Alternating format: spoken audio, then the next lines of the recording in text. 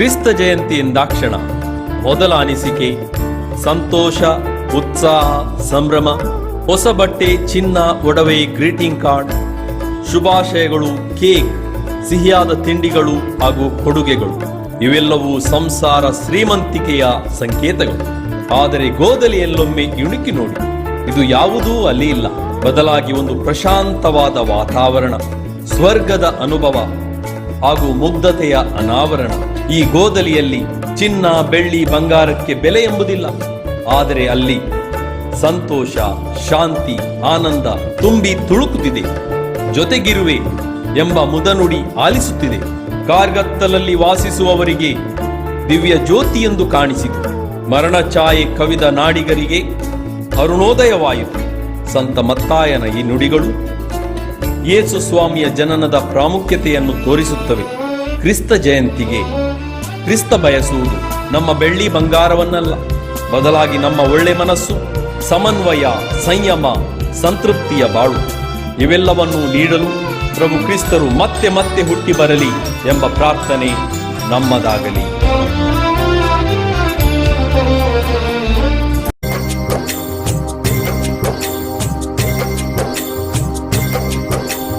ಕೇಳಿ ಕೇಳಿ ಜನರೇ, ಹಾಡ ಕೇಳಿ ಜನರೇ, ಜಗದೊಡೆಯನ ಭುವಿ ಮನುಜನ ಪ್ರೀತಿಯ ಒಂದು ಕಥೆಯ. ಜಗದೊಡೆಯನ ಭುವಿ ಮನುಜನ ಪ್ರೀತಿಯ ಒಂದು ಕಥೆಯ. ತಾನು ಸೃಷ್ಟಿಸಿದ ಜಗತ್ತನ್ನು ಮನುಷ್ಯನೇ ಉದ್ಧಾರ ಮಾಡಬೇಕೆಂದು ದೇವರು ಒಂದು ಪುಟ್ಟ ಜನಾಂಗವನ್ನು ಆರಿಸಿಕೊಂಡರು. ಈ ಜನಾಂಗಕ್ಕೆ ಪ್ರೀತಿ ತುಂಬಿದರು, ತನ್ನ ಜನರೆಂದು ಪ್ರೀತಿಯಿಂದ ಹರಸಿದರು.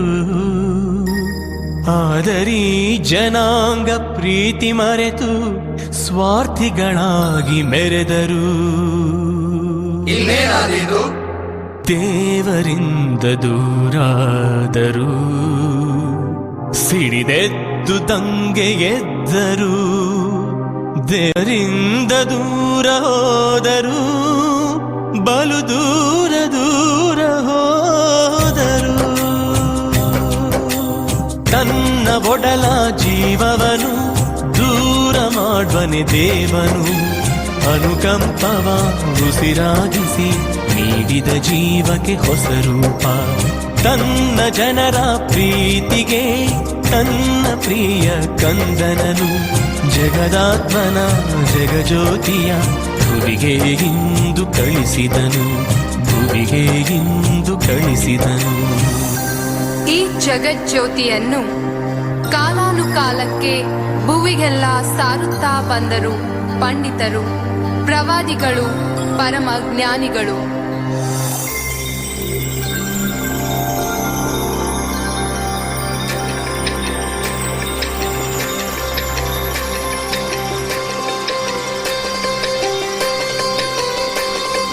ಕಾಣಿಸಿಕೊಂದು ಮಹಾಜ್ಯೋತಿ, ಕತ್ತಲಲ್ಲಿದ್ದ ಜನರಿಗೆ ಪ್ರಜ್ವಲಿಸಿದ ದಿವ್ಯ ಜ್ಯೋತಿ. ಕಾರ್ಗತ್ತಲಿನ ನಾಡಿಗರಿಗೆ ವೃದ್ಧಿಗೊಳಿಸಿ ದೇಶವನ್ನು ಮುರಿದು ಹಾಕಿದೆ ಭಾರವನು. ಬೆನ್ನು ಬಡಿದ ಬೆತ್ತವನು, ದಬ್ಬಾಳಿಕೆಯ ದೊಣ್ಣೆಯನು. ಹುಟ್ಟಿತೆ ಮಗೆ ಮಗುವೊಂದು, ಕೊಟ್ಟರೆ ಮಗೆ ವರಸುತನ. ಹುಟ್ಟಿತೆ ಮಗೆ ಮಗುವೊಂದು, ಕೊಟ್ಟರೆ ಮಗೆ ವರಸುತನ. ಯುಗಗಳು ಉರುಳಿದವು, ಕಾಲವು ನಡೆಗಿತು. ಪ್ರವಾದಿಗಳ ನುಡಿಯಂತೆ ಧರೆಯಲಿ ಭುವಿಯಲಿ ಜನನವಾಯಿತು, ಕ್ರಿಸ್ತ ಜನನವಾಯಿತು.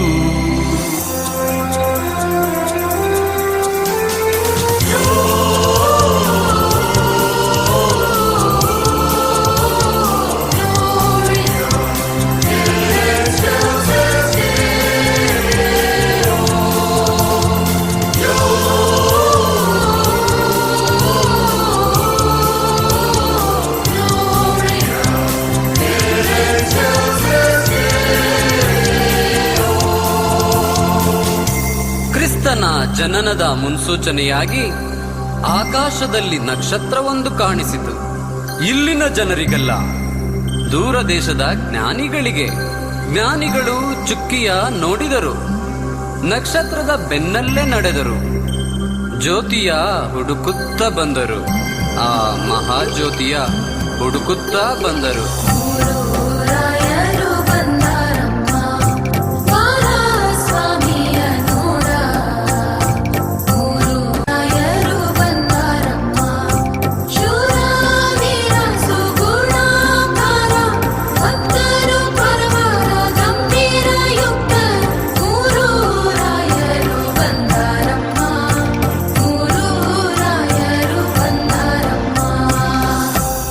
ಅರಸನನ್ನು ಹುಡುಕುತ್ತಾ ಬಂದ ಮೂರು ರಾಯರು ಕೊನೆಗೆ ತಲುಪಿದ್ದು ಕಟುಕ ಅರಸನ ಅರಮನೆಗೆ. ಆಗ ಹೆರೋದ ಗಲೀಲಿಯದ ಸಿಂಹಾಸನದಲ್ಲಿ ಕುಳಿತಿದ್ದ. ತನ್ನ ಸಿಂಹಾಸನಕ್ಕೆ ಪ್ರತಿಸ್ಪರ್ಧಿಯೊಬ್ಬ ಹುಟ್ಟಿದ್ದಾನೆ ಎಂಬ ಅಳಲು ಅವನನ್ನು ಅಲ್ಲೋಲ ಕಲ್ಲೋಲ ಮಾಡಿತ್ತು. ಬೆತ್ಲೆಹೇಮಿನಲ್ಲಿ ಹುಟ್ಟಿದ ಮಹಾಜ್ಯೋತಿಯನ್ನು ಆರಿಸಲು ಸೈತಾನನ ಶಕ್ತಿ ಹೆರೋದನ ಆತ್ಮವನ್ನು ಸೇರಿಕೊಂಡಿತು. ಕೆಂಡವಾಗಿ ಕಿಡಿಕಾರಿದ, ಅಟ್ಟಹಾಸ ಮೆರೆದಾಡಿತು, ಮಗುವನ್ನು ಹುಡುಕಲು ಸೈನ್ಯವ ಅಟ್ಟಿದ. ಬೀದಿ ಬೀದಿಯ ಹಳ್ಳಿ ಹಳ್ಳಿಯ ಗಂಡು ಮಕ್ಕಳನ್ನು ಹುಡುಕುತ್ತ ಹೊರಟ, ಕತ್ತಿಗೆ ಸಿಕ್ಕಿದ ಕುತ್ತಿಗೆ ಕಡಿದ, ಕಾಲಿಗೆ ಸಿಕ್ಕಿದ ಮಕ್ಕಳ ತುಳಿದ. ಭೀತಿಯು ಹರಡಿತು, ರಕ್ತವು ಹರಿಯಿತು, ಮುಪ್ಪಿನ ಮಕ್ಕಳ ಪ್ರಾಣವು ಹೋಯಿತು. ನರಮೇಧದಲ್ಲಿ ಮದವೇರಿದಂತೆ ಗಂಡು ಮಕ್ಕಳ ಕೊಲ್ಲಿಸಿದ, ಮುದ್ದು ಮಕ್ಕಳ ಸೀಳಿಸಿದ. ಕಂದನನ್ನು ಹುಡುಕಾಡಿದ ಕೈಗಳು ಬರಿದಾಗಿ ಹಿಂದಕ್ಕೆ ಬಂದವು. ಕಟುಕ ಅಧಿಪತಿಯ ಕಣ್ಣಿಗೆ ಸ್ವರ್ಗದ ಆ ಮಹಾಜ್ಯೋತಿ ಕಾಣಿಸಲಿಲ್ಲ. ಆದರೆ ಸಮಾಜದಿಂದ ತಿರಸ್ಕೃತಗೊಂಡಿದ್ದ, ಬಹಿಷ್ಕಾರದ ಪ್ರಜೆಗಳಂತಿದ್ದ, ಗುಡ್ಡಗಾಡುಗಳಲ್ಲಿ ಕುರಿ ಮೇಯಿಸುತ್ತಿದ್ದ ಕುರುಬರಿಗೆ ಆ ಸಂದೇಶ ಕೇಳಿಸಿತು. ಅದೋ ನೋಡಿ, ಆಕಾಶದಲ್ಲಿ ದೂತವೃಂದ ಹಾಡುತ್ತಿದೆ, ಸಂತಸದ ಸಂತೋಷದ ಆ ಸಂದೇಶ.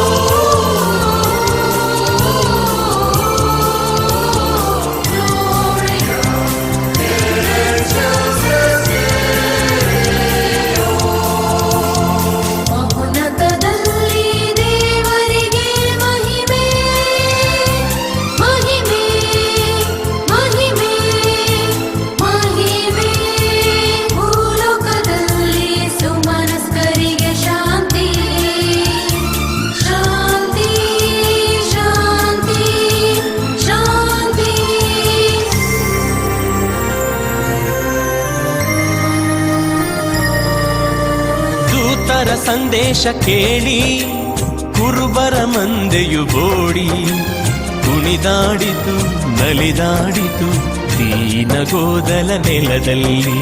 ಕುಣಿದಾಡಿತು, ನಲಿದಾಡಿತು ದೀನಗೋದಲ ನೆಲದಲ್ಲಿ.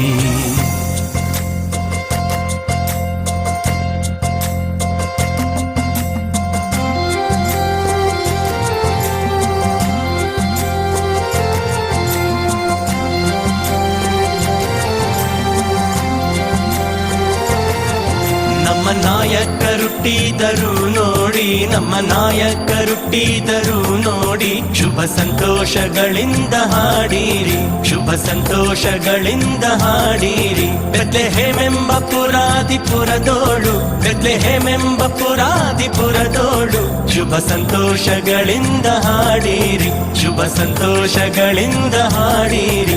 ಗೊಲ್ಲ ಜನರೇ ಕೇಳಿರಿ ನೀವೀಗ, ಗೊಲ್ಲ ಜನರೇ ಕೇಳಿರಿ ನೀವೀಗ, ನಮ್ಮ ನಾಯಕರುಟ್ಟಿದರು ನೋಡಿ, ನಮ್ಮ ನಾಯಕರುಟ್ಟಿದರು ನೋಡಿ.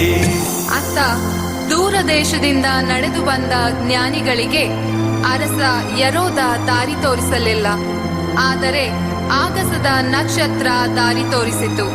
ಅಹಂಕಾರಿ ಹೃದಯದ ಅರಸನಿಗೆ ಸ್ವರ್ಗದ ಜ್ಯೋತಿಯು ಕಾಣಲಿಲ್ಲ.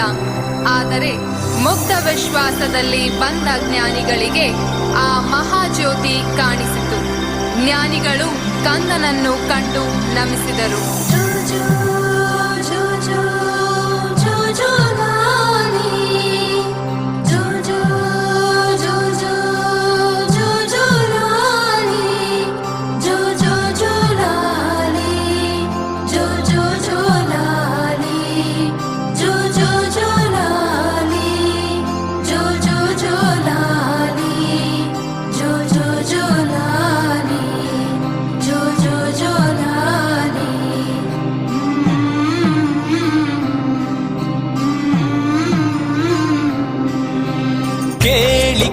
ಕೇಳಿ ಜನರೇ, ಹಾಡ ಕೇಳಿ ಜನರೇ, ಜಗದೊಡೆಯನು ಪರಮಾತ್ಮನು ಭುವಿಗೆ ಇಂದು ಬಂದನು. ಕುರುಬರು ಕುಣಿದು ಹೋದರು, ರಾಯನು ನಮಿಸಿ ಹೋದರು. ಜಗಜ್ಯೋತಿಯು ಧರೆಗಿಳಿಯಿತು, ಜಗತ್ತಿಗೆ ದೀಪವಾಯಿತು. ಜಗಜ್ಯೋತಿಯು ಧರೆಗಿಳಿಯಿತು, ಜಗತ್ತಿಗೆ ದೀಪವಾಯಿತು. ಈ ಜಗತ್ತಿನ ಜನರನ್ನು ಉದ್ಧಾರ ಮಾಡಲು ಪ್ರಭು ಯೇಸು ಈ ಭುವಿಯಲ್ಲಿ ಅವತರಿಸಿದರು. ಮುಗ್ಧ ಮಗುವಿನ ರೂಪದಲ್ಲಿ ಈ ಪುಟ್ಟ ಕಂದನ ಹೆಜ್ಜೆ ಹೆಜ್ಜೆಗಳಲ್ಲಿ ಜೀವ ಚಿಗುರಿತು, ಪ್ರೀತಿ ಬೆಳೆಯಿತು. ಈ ಪುಟ್ಟ ಕಂದ ದೇವಾಲಯದಲ್ಲಿ ಕಾಣಿಕೆಯಾದ, ನಜರೇತಿನಲ್ಲಿ ಮಗುವಾದ, ಜೆರೂಸಲೇಮಿನಲ್ಲಿ ಜ್ಞಾನಿಯಾದ, ಗಲೀಲೆಯದಲ್ಲಿ ಜನಪ್ರೇಮಿಯಾದ, ಕೊನೆಗೆ ತನ್ನ ತಂದೆಯ ಆಲಯದಲ್ಲಿ ಅಭಿಷೇಕಗೊಂಡು ಜನತೆಯ ಉದ್ಧಾರಕ್ಕೆಂದು ಹೊರಟ.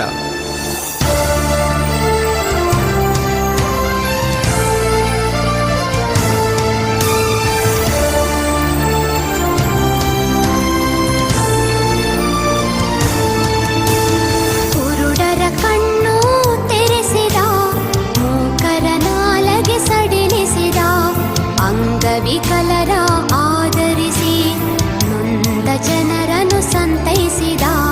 ದೇವರ ಪ್ರೀತಿಯ ತಿಳಿಸಿದ, ಜನತೆಗೆ ಪ್ರಾರ್ಥನೆ ಕಲಿಸಿದ.